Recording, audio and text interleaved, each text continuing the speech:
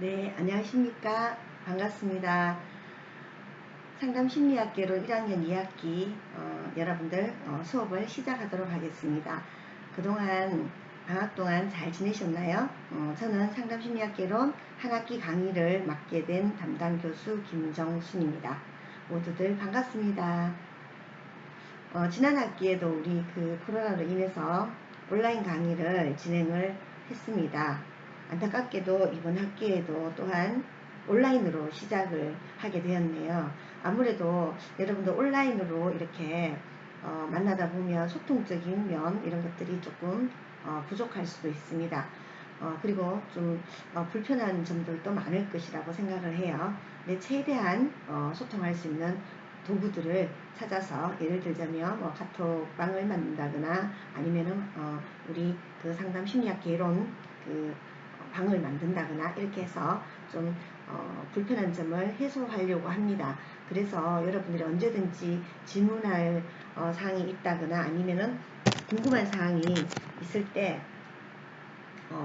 어려움 없이 여러분들 욕구들을 해결할 수 있도록 그렇게 하도록 하겠습니다. 그럼 오늘 수업 첫째 시간이기 때문에 교과목 OT를 잠깐 진행하도록 하겠습니다. 그리고 나서 이제 본격적인 우리 상담심리학 개론 수업을 진행을 하도록 하겠습니다.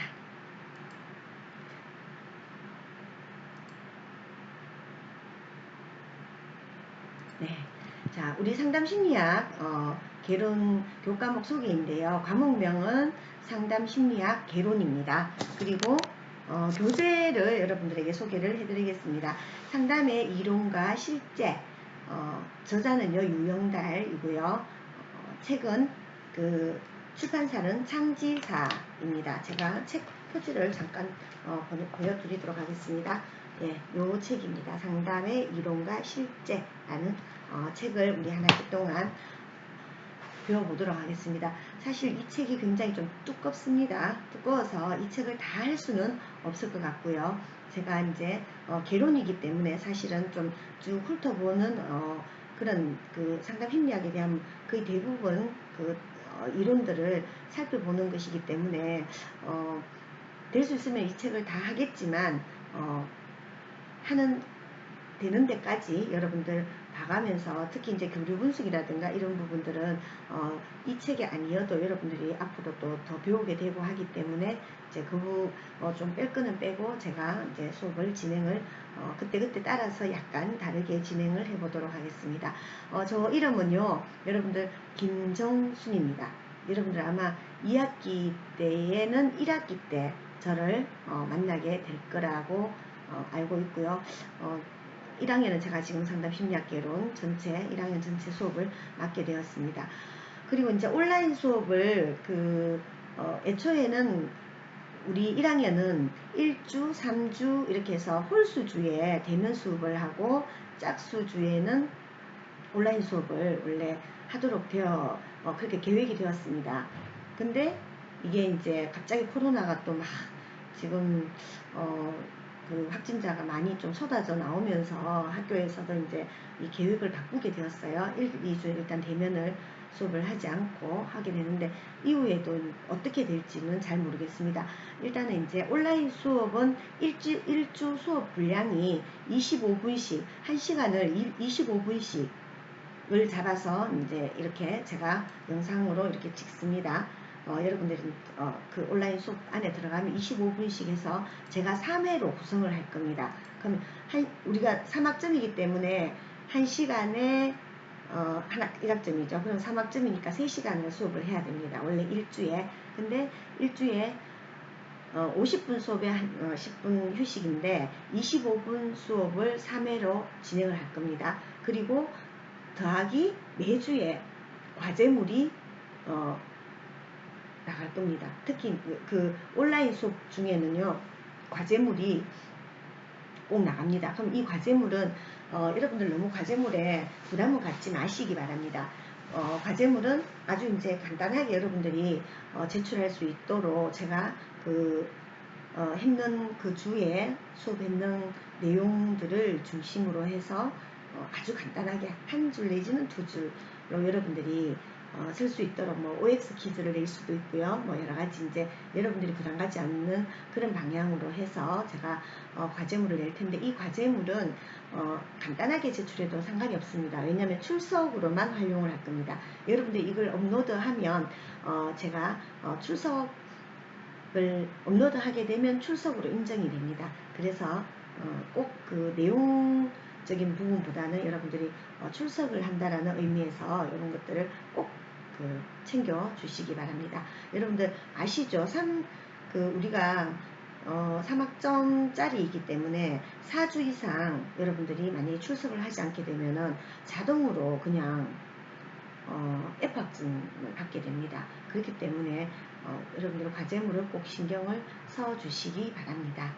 예, 그리고 이제 성적 배점인데요. 성적 배점은 중간고사 그리고 기말고사 해서 각 30점씩을 배점을 넣고요. 그리고 출석을 20점, 그리고 과제물 해서 제가 10점 을 배점에 넣고요. 그리고 기타로는 이제 10점인데 수업 참여도라든가 아니면 여러분들 수업에 얼마만큼 열정적으로 참여하는가, 예를 들면 과제물을 냈는데 이게 뭐 발표를 하거나 이렇게 했을 때 여러분들이 어떻게 이 발표에 열심히 참여하는가, 이런 것들을 제가 배점에 10점을 넣었습니다. 한 학기 동안 여러분들 열심히 해서 모두들 좋은 성적 받을 수 있기를 바랍니다. 예, 그러면은 우리 한 학기 동안 수업을 어떻게 진행할지를 간단하게 보도록 하겠습니다. 예, 첫째 주부터 해서 저희들이 이제 상담이란 무엇인가의 이제 파트 1, 상담이란 무엇인가, 상담 사례 맛보기라고 해서요. 상담 사례, 이걸 통해서 여러분들 상담 사례를 이렇게 보고 나면 전체적으로 이제 상담이 이런 것이구나라는 전체적인 이제 틀을 여러분들이 아마 알게 될 것 같습니다. 그래서 이제 상담 사례를 하나 잡아서 이걸 여러분들이 그 사연을 가지고 전문 상담사가 어떻게 상담을 했는지 이걸 이제 한번 보는 시간을 가지고요. 그래서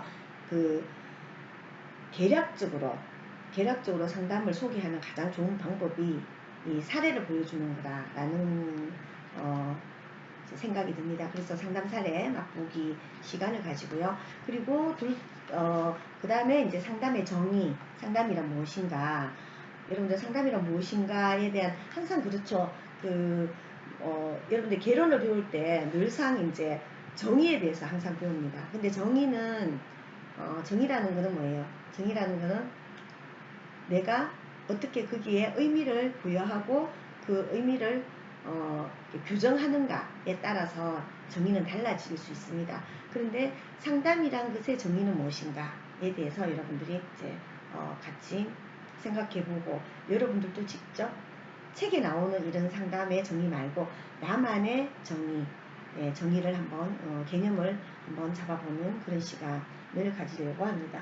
그리고 상담의 5대 윤리 원칙에 대해서 상담의 5대 윤리 원칙은 우리가 상담을 하는 상담자가 가져야 될 중요한 윤리적인 원칙들이 있습니다. 예를 들면은 어떤 게 있을까요? 예를 들면 상담이 이 인간적인 그런 관계 속에서 일어나는 것이잖아요. 그래서 그러다 보니까 상담을 하면서 그 상담자와 우리가 이제 상담을 오는 사람을 내담자라고 합니다. 예, 클라이언트 내담자, 이렇게 보통 상담에서는 내담자라고 이렇게 얘기를 하는데, 내담자와의 관계에 의해서 이 관계를 토대로 해서 내담자가 뭔가 변화를 올 수 있도록 서로 이 관계 속에서 이제 이루어지는 어떤 성과, 그리고 변화, 성장, 이런 것들을 끌어내는 게 바로 상담이라고 할 수 있거든요.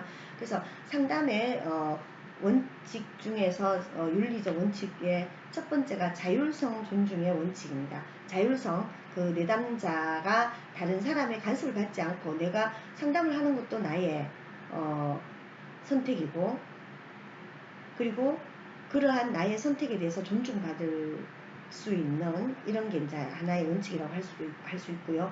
그리고 또 이제 무해의 원칙이라고 해서요. 상담자는 절대 내담자에게 해를 가해서는 안 됩니다. 어떤 상담자의 상담 활동 속에서도 내담자에게 어떤 그 해를 주면 안 되는 이런 무해의 원칙이 바로 윤리 중에 하나라고 볼 수 있고요. 그리고 선행의 원칙, 정의의 원칙, 그리고 진실성의 원칙, 이런 것들이 이제 상담의 윤리라고 5대 윤리 원칙이다, 이렇게 우리가 보통 이야기를 합니다. 그리고 상담의 분류입니다. 상담의 분류는, 상담은 여러분들 아마 뭐 대상에 따라서도 분류를 할 수 있겠죠. 대상이 누군가, 뭐 가족인가, 개인인가, 집단인가, 이런 거에 따라서 이제 상담의 대상에 따라서 분류를 할 수 있고요. 그리고 형태에 따라서도 뭐 분류합니다. 전화로 상담할 수도 있고. 면접 상담은 뭔가요?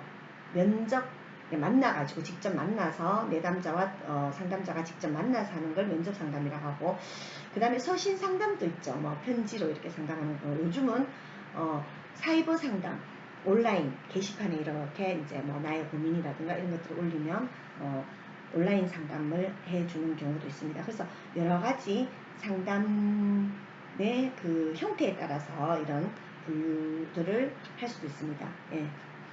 그리고 욕구에 따른 분류도 있고, 뭐 호소에 따라서 어떤 것들을 호소하는가, 위기, 지금 나는 너무 힘들어요. 지금 당장 뭐 아파트에서 뛰어내리고 싶어요. 뭐 이렇게 할 때 이런 위기 상담이죠. 뭐 자살 예방 상담, 뭐 생명의 전화라든가, 또 여성 폭력 상황에서 여성들이 이제 폭력 에 대한 이런 상담을 하는 경우도 이제 위기 상담이다라고 볼 수 있고, 그 외에도 중독 상담, 약물 중독이라든가 이런 중독 상담 아주 많죠. 학습, 뭐 진로 상담, 우울에 대한 상담, 호소 내용에 따라서, 어떤 것들을 호소하는가에 따라서, 내담자의 문제가 뭔가에 따라서 이제 달라진다. 그리고 상담 이론의 분류가 또 이제 상담 정의 안에 우리가 그 파트 안에 들어 있습니다. 그래서 상담 이론의 분류에 따라서는요, 감정이나 정서를 강조하는 이론이 있어요. 대표적인 게 어떤 거냐면요, 정신분석 이론, 그리고 인간중심적인 로저스의 칼로저스라고, 여러분들 다 이제 아마 개론을 처음 배우기 때문에 모든 게 다 생소할 것 같은데요. 예, 인간중심적인 상담이론, 게슈탈트 상담이론, 이런 것들이 다 이제 인간 정서에 대한 상담이라고 볼 수 있습니다. 그리고 행동 및 행동 습관을 강조하는 이론도 있고요. 지각이나 인지를 강조하는 이론, 여러 가지 이제 그 상담 이론에 따라서 이제 상담을 분류할 수 있습니다. 그 다음에 상담자의 특성이라고 해서요. 상담자의 인간적인 특성, 상담자를 위한 심리 상담, 그리고 상담자의 가치관, 이게 이제 굉장히 중요합니다. 왜냐하면 여러분들이 이제 지금 이 사회복지 속에서의 상담이 굉장히 중요합니다. 우리가 사회복지에 어떤 분야든 다 상담이 들어가거든요. 내가 만약에 노인 복지관에 내가 근무를 한다라고 하더라도, 복지관에서도 뭡니까?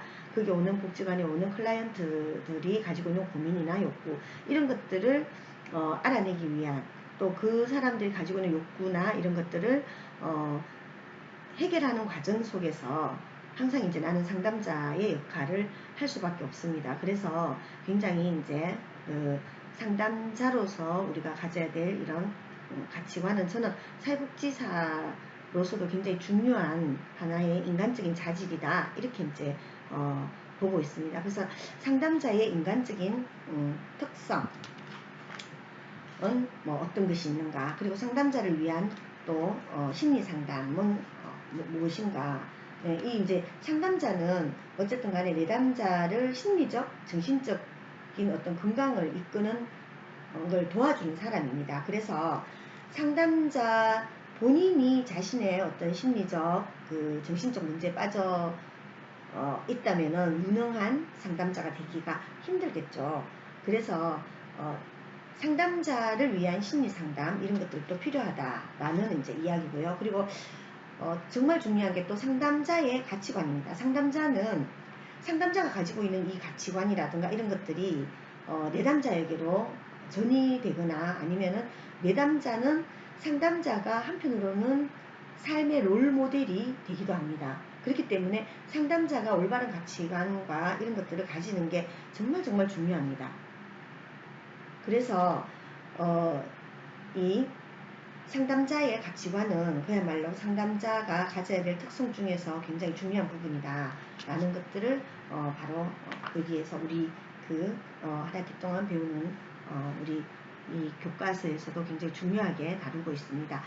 그 다음에 이제 그 상담의 여러 가지 이론들이 이제 쭉 나옵니다. 보면 정서 중심적인 상담이라고 해서 정신분석, 여러분들 알죠? 프로이트는 아마 다들 들어보셨을 것 같은데 이 프로이트는 그야말로 근대사회로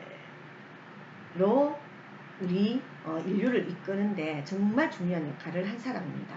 예, 이 사람이야말로 우리는 지금까지 내가 지금 이렇게 하는 이 마음이 뭐지? 그냥 마음이라고, 그냥 마음인가 보다 이렇게 생각한 거예요. 근데 이 마음을 분석한 사람이에요. 그래서 그리고 인간은 너무나 이성적이고 합리적이고 그런 존재라고 우리는 알고 있었어요. 이제 그 전에 이제 프로이트가 나타나기 전에는 철학자들이 그렇게 우리 인간은 늘상 이 이성적이고 그야말로 아주 합리적인 그런 존재다. 뭐 생각한다, 고론하는 존재한다.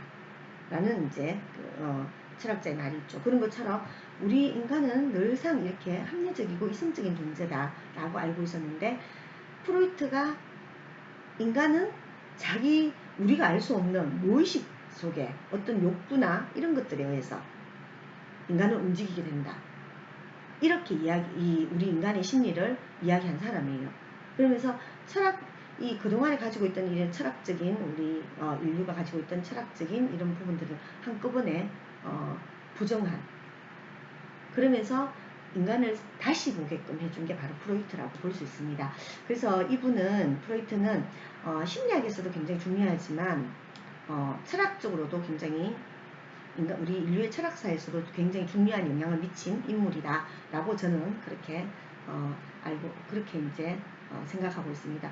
그래서 프로이트의 치료 사례를 통해서 정신분석에 의한 치료 과정이라든가 주요 기법과 절차는 어떤 것이 있는가, 그리고 신정신분석학파에 대해서도 학습을 하게 되겠고요. 그리고 그 다음에 이제 인간중심 상담에 대해서 이제 우리가 학습을 하게 되겠습니다.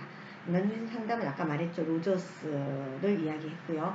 그리고 게슈탈트 치료라고 하는 아주 중요한, 이제 여러분들 나중에 배우게 될 텐데 아주 재밌기도 하고 중요한 게슈탈트 치료, 그리고 행동중심적인 상담. 여러분들 아마 그 조건반사, 아마 그 생물 시간에 조건반사, 무조건반사 이거 배웠을 거예요.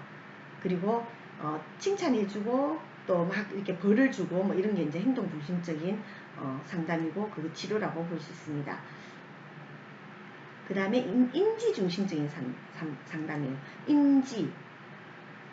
어떤 거에 대해서 사고하는 거, 사고를 바꾸는 거, 우리가 우리 우리의 그 행동이라든가 아니면은 우리 인간의 문제가 생겼을 때 거기에 대해서 사고를 바꿔주는 뭐 이런 사고의 문제다라고 생각하고 인지중심적인 상담이 있습니다. 그래서 인지치료, 합리적인 정서 행동치료, 교류분석 이런 것들이 이제 인지중심 상담이라고 볼 수 있고요. 마지막으로 이제 통합적인 상담 안에 실존주의 치료와 다중양식 치료 이런 것들이 이제 통합적인 상담이다라고 볼 수 있습니다. 그래서 인간의 어떤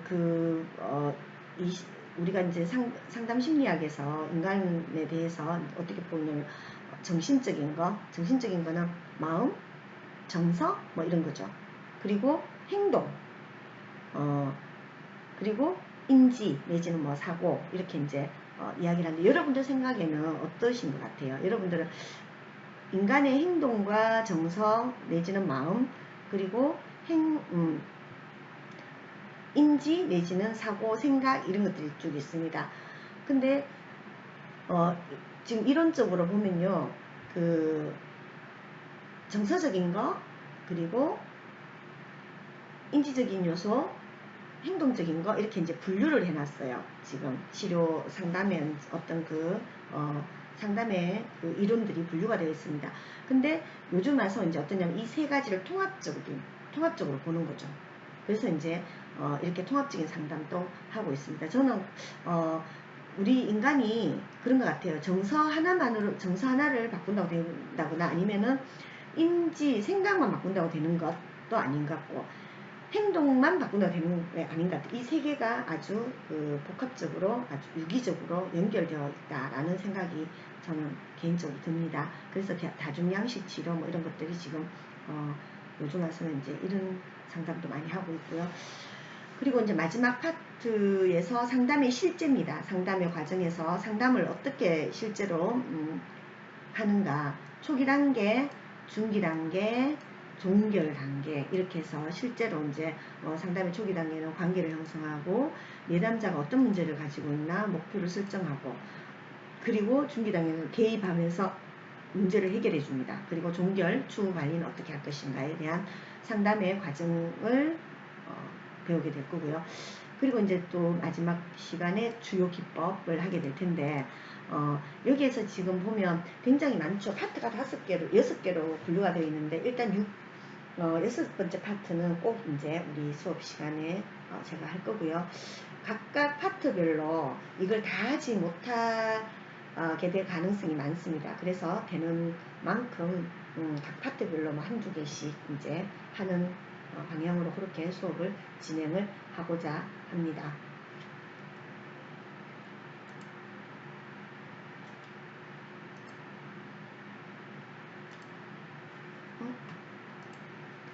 네, 잠깐만요.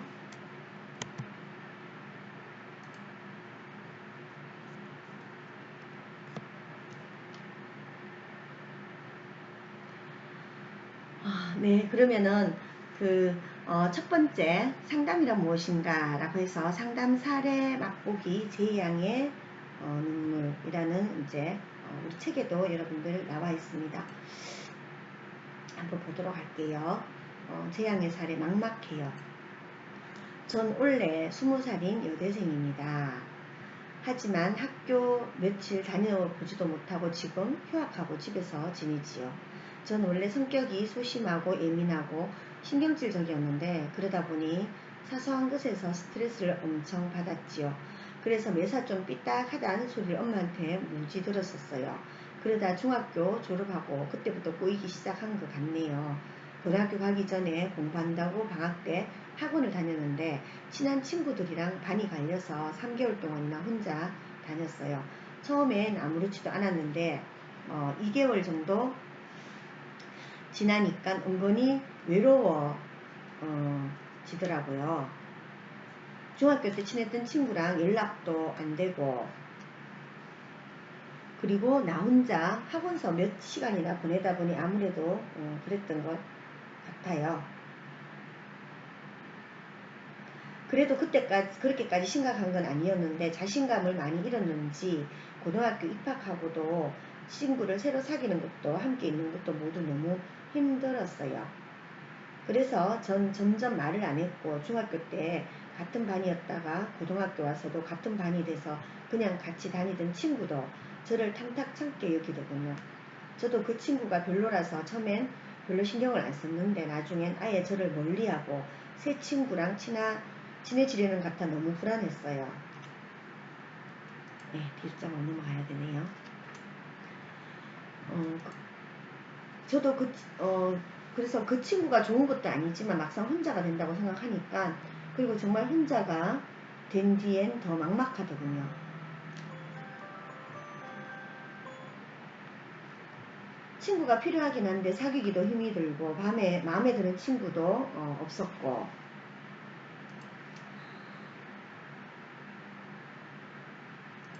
아이고 죄송합니다. 잠깐만요. 예, 여러분들 이렇게 좀 제가 이걸 사용하는 게 훨씬 더 여러분들이 따라오기가 좋을 것 같아요. 그래서 학교 가기 어디 혼자가 되는데 너무 막막했고, 친구가 필요하긴 한데 사귀기 힘들고 마음에 드는 친구도 없고, 그래서 혼자 학교에서 지내는 건 너무 힘들고, 그리고 학교 가기 너무 싫었고 학교에 있기도 싫었고 다른 친구들이랑 재미난 이야기도 하고 함께 다니는데 난 언제나 혼자였어요. 그렇게 점점 지내다 보니까 원래 있었던 위장병도 심해지고, 두통에 감기는 매일 달고 다니다 보니 맨날 골골거리고 몸 아프고 학교 생각하면 마음 아프고 정말 끔찍했대요. 그렇게 1학년을 다 보내고 이제 2학년이 되면 친구도 좀 사귀고 해야 되는데 그게 마음대로 안 되더라고요. 갑자기 사람 성격이 바뀌지도 않고 어찌나 마음에 드는 친구가 없든지, 그땐 다 못된 애들만 나랑 같은 반이 되나 싶을 정도였다고 해요.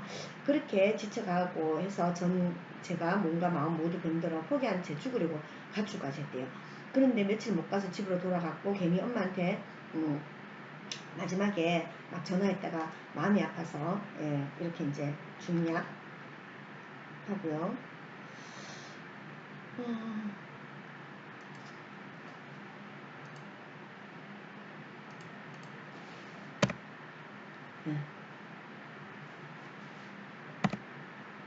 그래서 뭐 어쩌저쩌 해서 당장 입원이라도 하라는 것 도망칠 듯 안 한다고 하고 집에 왔는데 내가 정신병자인가 싶어서 눈물이 나서 견딜 수 없고, 어쩌다 이렇게까지 된 걸까?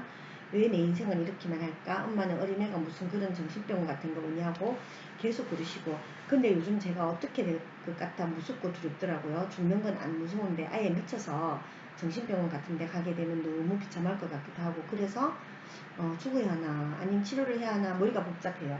이런 말 그 누구에도 할 수가 없어요.